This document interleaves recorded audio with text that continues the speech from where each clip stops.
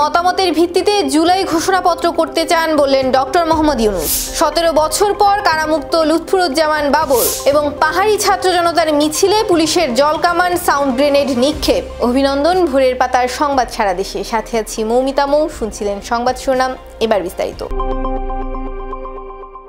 সবার মতামতের ভিত্তিতে জুলাই ঘোষণাপত্র করতে চান বলে জানিয়েছেন অন্তর্বর্তী সরকারের প্রধান উপদেষ্টা ডক্টর মোহাম্মদ ইউনূস। বৃহস্পতিবার বিকেলে রাজধানীর বেইলি রোডের ফরেন সার্ভিস একাডেমিতে জুলাই গণঅভ্যুত্থানের ঘোষণাপত্র নিয়ে সর্বদলীয় বৈঠকে কথা বলেন তিনি। ডক্টর ইউনূস বলেন, 5 আগস্ট ছিল আমাদের ঐক্যবদ্ধ হওয়ার প্রতীক। ওই দিনে পুরো অনুভূতিটাই ছিল একতার অনুভূতি। তাই এখন কিছু করতে হলে সবার মতামতের ভিত্তিতে করতে হবে, যাতে কেউ বলতে না পারে তুমি অমুক, তুমি তমুক।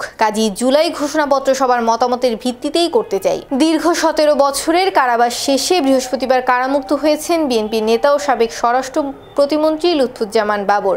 কেরানীগঞ্জ কেন্দ্রীয় কারাগার থেকে দুপুর 1:45টার দিকে তিনি মুক্তি পান। বিস্তারিত ডেস্ক রিপোর্টে।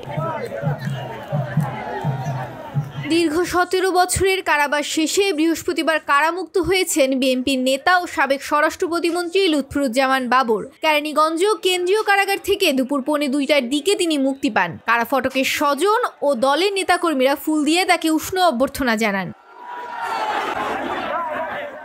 লুৎফুজ্জামান বাবরের বিরুদ্ধে দায়ের করা বিভিন্ন মামলায় বেশ কয়েকটি দণ্ডাদেশ ছিল, যার মধ্যে 2টি মামলায় মৃত্যুদণ্ড এবং 1টি মামলায় যাবজ্জীবন কারাদণ্ড ছিল।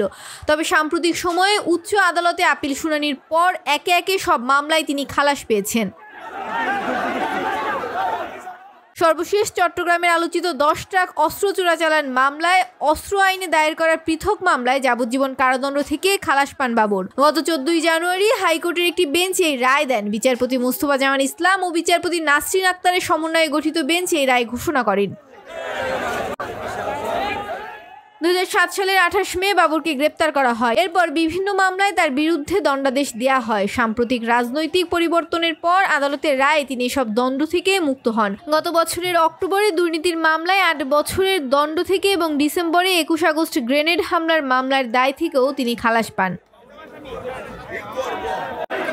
লুৎফুজ্জামান বাবর 10 অক্টোবর 1958 সালে তৎকালীন পূর্ব পাকিস্তানের নেত্রকোনার মদন পৌরসভার বাড়ি ভেদারায় জন্মগ্রহণ করেন। তিনি 2001 থেকে 2006 পর্যন্ত খালেদা জিয়ার মন্ত্রিসভায় নেত্রকোনা 4 আসনের সংসদ সদস্য ও স্বরাষ্ট্র প্রতিমন্ত্রী ছিলেন।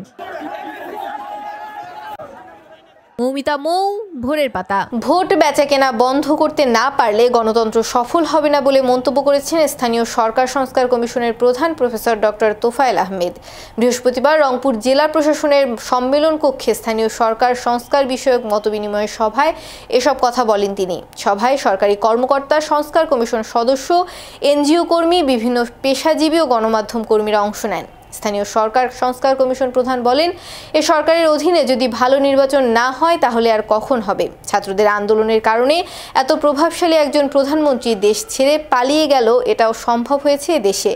তাই আশাবাদী হয়ে সংস্কার করতে হবে। সবাই মিলে আমাদের ভোট ও গণতন্ত্র পাহারা দিতে হবে। সবার সঙ্গে হাতে হাত ও কাঁধে কাঁধ মিলিয়ে স্বপ্নের মানবিক দেশ গড়ার অঙ্গীকার করে বাংলাদেশ জামায়াত ইসলামীর আমির ডক্টর শফিকুর রহমান বলেন, জুলাই বিপ্লবে শহীদদের আত্মা ও আহতদের কথা দিচ্ছি, ক্ষমতায় গেলে নিজেরা চাঁদাবাজি করব না, কাউকে চাঁদাবাজি করতে দেব না। নিজেরা দখলবাজি করব না, কাউকে দখলবাজি করতে দেব না। বৃহস্পতিবার মাগুরা জেলা জামায়াত ইসলামী আয়োজিত ঐতিহাসিক নোমানী ময়দানে কর্মী সম্মেলনের প্রধান অতিথির বক্তব্যে তিনি এসব কথা বলেন। সম্মেলনের সভাপতিত্ব করেন মাগুরা জেলা আমির MB বাকের। আওয়ামী লীগকে যারা ভোটের রাজনীতির জন্য পুনর্বাসিত করতে চাচ্ছেন তাদের উদ্দেশ্যে প্রশ্ন করে বৈষম্য বিরোধী ছাত্র আন্দোলনের আহ্বায়ক হাসনাত আব্দুল্লাহ বলেছেন, তারা কি ভুলে গেছেন গত 16টি বছর আওয়ামী লীগ আপনাদের উপর কি পরিমাণ নির্যাতন করেছে, কি পরিমাণ মামলা হামলা জুলুম করেছে? ফ্যাসিবাদের পক্ষ নিয়ে জাতির কাছে বিতর্কিত না হওয়ার আহ্বান জানান তিনি। বৃহস্পতিবার দুপুরে কুমিল্লার দেবিদার পৌর মিলনায়তনে আলিয়া ও কওমি মাদ্রাসার শিক্ষক কর্মচারীদের সঙ্গে মতবিনিময় সভায় তিনি এসব কথা বলেন। তিনি বলেন, বাংলাদেশে আওয়ামী লীগকে পুনর্বাসন করতে হলে আমাদের রক্তের উপর দিয়ে করতে হবে। যারা ফ্যাসিস্ট দলটিকে পুনর্বাসনের জন্য তৎপরতা দেখাচ্ছেন, আপনারা জাতীয় স্বার্থের সঙ্গে বেইমানি করছেন। আপনাদের এই চেষ্টাকে জনসাধারণ ভালো দৃষ্টিতে দেখছে না। ছাত্র জনতার আন্দোলনের মাধ্যমে নতুন বাংলাদেশ উপহার দিয়েছি, সেই ছাত্র জনতা নতজানু পররাষ্ট্রনীতি মেনে নেবে না বলে মন্তব্য করেছেন জাতীয় নাগরিক কমিটির মুখ্য সমন্বয়ক সার্জিস আলম। বৃহস্পতিবার সকালে কুড়িগ্রামে মার্চ ফর ফেলানি কর্মসূচিতে যোগ দিয়ে কথা বলেন তিনি বলেন, আগামীতে বাংলাদেশে যারাই ক্ষমতায় আসুক না কেন, তারা যদি ক্ষমতা আঁকড়ে ধরার জন্য কোনো দেশের দালাল হন, তাহলে তাদের পরিণতি খুনি হাসিনার মতো হবে। সার্জিস বলেন, আর যদি আমার কোনো ভাই বোনের লাশ সীমান্তে কাঁটাতারে ঝুলে থাকে, তাহলে কাঁটাতারকে ভেদ করে আজকের মতো লং মার্চ করা হবে। আমরা বাংলাদেশের সীমান্তে আর কোনো লাশ দেখতে চাই না। বাংলাদেশের যত নাগরিককে সীমান্তে লাশ করা হয়েছে তার বিচার আন্তর্জাতিক আদালতে করতে হবে। নরসিংদীর রায়পুরার মেঘনা নদীতে অভিযান চলাকালে অবৈধ বালু মহলের ড্রেজার থেকে ভ্রাম্যমাণ আদালতকে লক্ষ্য করে গুলি করার ঘটনা ঘটেছে। বৃহস্পতিবার উপজেলার চর মধুয়া এলাকায় মেঘনা নদীতে এ ঘটনা ঘটে বলে নিশ্চিত করেছেন রায়পুরা উপজেলা নির্বাহী কর্মকর্তা মোহাম্মদ মাসুদ রানা। উপজেলা অফিস ও স্থানীয় সূত্রে জানা গেছে, মেঘনা নদীতে অবৈধভাবে দুটি স্থানে বালু উত্তোলন করার খবর পেয়ে উপজেলা সহকারী কমিশনার শফিকুর ইসলাম ও জেলা প্রশাসনের এক্সিকিউটিভ ম্যাজিস্ট্রেট সাজ্জাদ পারভেজ সহ স্থানীয় ফোর্স নিয়ে ভ্রাম্যমাণ আদালতে অভিযান শুরু হয়। এ সময় ব্রাহ্মণবাড়িয়ার নবীনগরে বালু ইজার নিয়ে নরসিংদীর রায়পুরার চর মধুয়া সীমান্তে এসে বালু উত্তোলন করার দায়ে একটি ড্রেজার জব্দ এবং 2 জনকে আটক করে 10 লাখ টাকা অর্থদণ্ড প্রদান করা হয়। পরে স্পিডবোট যোগে একই এলাকায় অন্য একটি অবৈধ বালু মহলে অভিযানে গেলে ড্রেজার থেকে ভ্রাম্যমাণ আদালতকে লক্ষ্য করে গুলি করা হয়।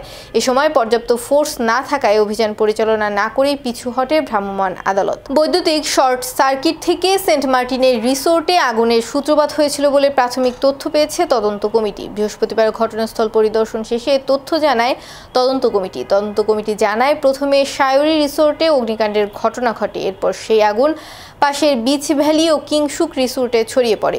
আগুনের রিসোর্টগুলোর ক্ষয়ক্ষতির পরিমাণ প্রাথমিকভাবে 4 কোটি টাকা বলেও ধারণা করা হচ্ছে। এর আগে গত মঙ্গলবার রাতে সেন্ট মার্টিন দ্বীপের পশ্চিম সৈকতের গলাচিপা এলাকার সায়রি, বিচ ভ্যালি ও কিংসুক রিসোর্টে অগ্নিকাণ্ডের ঘটনা ঘটে। এরপরে জেলা প্রশাসন 5 সদস্যের তদন্ত কমিটি গঠন করে। বাগেরহাটের মোংলায় ধান কেটে বাড়ি ফেরার পথে ভটভটি উল্টে 2 জন নিহত হয়েছেন। এতে আহত হয়েছেন আরও 2 জন। আহতদের মধ্যে একজনকে খুলনা মেডিকেল কলেজ হাসপাতালে পাঠানো হয়েছে।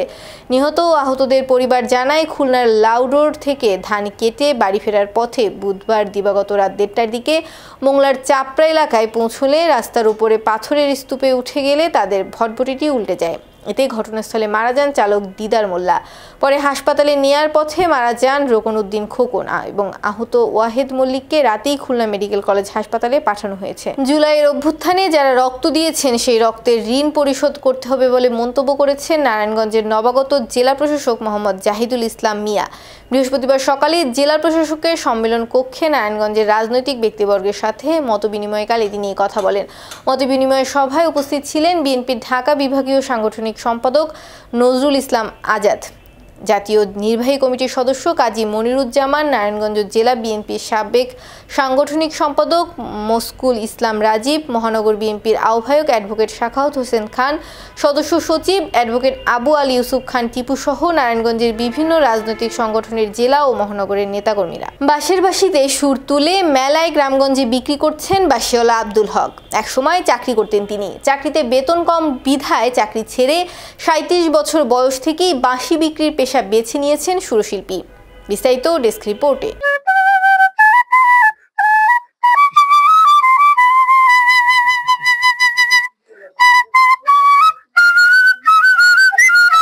বাঁশের বাঁশিতে সুর তুলে মেলায় গ্রামগঞ্জে বিক্রি করছেন বাঁশিওয়ালা আব্দুল হক। এক সময় চাকরি করতেন তিনি। চাকরিতে বেতন কম বিদায় চাকরি ছেড়ে 37 বছর বয়স থেকেই বাঁশি বিক্রির পেশা বেছে নিয়েছেন সুরশিল্পী। 1945 সালে আব্দুল হকের জন্ম। এখন বয়স প্রায় 69 বছর। প্রায় 32 বছর ধরে শহর, গ্রাম আর পথে পথে ঘুরে সুর তুলে বিক্রি করছেন বাঁশের বাঁশি। পথে পথে ঘোরা আব্দুল হকের বাড়ি বরগুনার বেতাগী উপজেলার সরিষামুড়ি ইউনিয়নের গাবতলী গ্রামে। তার পিতা মরহুম কাশেম হাওলাদার। মঙ্গলবার বরগুনা শহরের থানাপাড়া এলাকায় পিঠার দোকানে বসে তিনি বলেন সারা বছর বিভিন্ন স্থানে ঘুরে বাঁশি বিক্রি করেন। বাড়িতে বাঁশ কেটে বাঁশি তৈরি করেন তার স্ত্রী রাবেয়া বেগম। সেই বাঁশি সঙ্গে নিয়ে বাড়ি থেকে বের হন। হেঁটে হেঁটে ঘুরে বেড়ান দক্ষিণ অঞ্চল সহ দেশের বিভিন্ন জেলা উপজেলার প্রান্তিক জনপথে। 32 বছর এই বাঁশি বাজারে বিক্রি করি শহর বাজার বন্দরে। আমি বিস্কুটের এক ফ্যাক্টরিতে চাকরি করতাম। সেই চাকরি ছাড়িয়ে দিয়ে আমি চাকরি নাই, আমি অবসর টাইমে শুক্রবার বৃহস্পতিবার আমি পার্কে এই বাঁশি নিয়ে ঘুরতাম। একটা বাঁশি আমার কাছে খালি বাজাই। তখন অনেক দর্শকে আমার ওই হাতের বাঁশি কেনবার চাইতে পড়ি। আমি তো হাতের বাঁশি আর বিক্রি করি নাই। আমি একদিন চক বাজার দিয়ে 100 বাঁশি নিয়ে আমি রবনা পার্কে গাছতলায় নাম চালাইছে বৈশা আমি ওই বাঁশি মনের আনন্দে বাজাইতেছি। দর্শকে ওই বাঁশি কিনছে আরো 32 বছর আগে। সেকালে আমার 100 বাঁশি তো 80 পিস বাঁশি বিক্রি হয়ে গেছে। আব্দুল হকের দীর্ঘদিনের সঙ্গী বাঁশি। সুরও আয়ত্ত করেছেন কয়েক হাজার গানের। যে কোনো গান শুনে বাঁশিতে সুর তুলতে আব্দুল হকের 2-3 মিনিট সময় লাগে। পল্লীগীতি, ভাওয়াইয়া, লালন গীতি, বিচ্ছেদ, পুরনো বাংলা ও হিন্দি সিনেমার গানের সুরও তুলতে পারেন। আব্দুল হক জানান, বাঁশিওয়ালা পেশায় জীবনের 32টা বছর কাটিয়ে দিয়েছেন। তবে এখন বাঁশের বাঁশি কদর কমেছে, তাই বেচাকেনা আগের চেয়ে কমে গেছে। তারপরও তিনি বাঁশি ছাড়ছেন না। 2 ছেলে মেয়ে আছে তাদের নিয়ে বেশ সুখেই আছেন তিনি। আমি ওই বাঁশি এই লইয়ে ঘুরতে আসি আর বাজাইতে আসি। শহর বাজারে বাঁশি বিক্রি করি। আমার এই বাঁশির উপলক্ষে মানুষ ভালোবাসে। আর আমি এই বাঁশি দিয়ে যাবজ্জীবন আমার বাজার শহর বাজারে এই বাঁশি বিক্রি করি।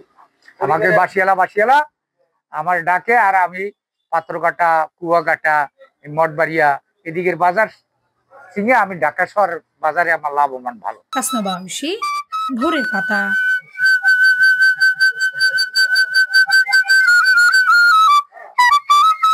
সংবাদ শেষ করার আগে শিরোনামগুলো আরেকবার। সবার মতামতের ভিত্তিতে জুলাই ঘোষণাপত্র করতে চান বললেন ডক্টর মোহাম্মদ ইউনূস। 17 বছর পর কারামুক্ত লুৎফুজ্জামান বাবর এবং পাহাড়ি ছাত্র জনতার মিছিলে পুলিশের জলকামান, সাউন্ড গ্রেনেড নিক্ষেপ। এই ছিল আজকের ভোরের পাতার সংবাদ সারা দেশ। সর্বশেষ আপডেট পেতে চোখ রাখুন ভোরের পাতায়।